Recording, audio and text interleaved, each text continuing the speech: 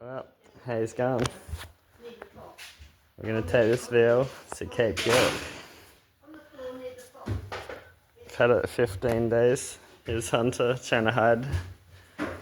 Say hello. No, say hello. So I got it already the last couple of weeks. I've only had it 17 days. Got a little bed in there.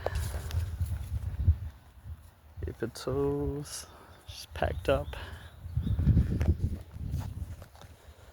See how we go. It's running pretty good.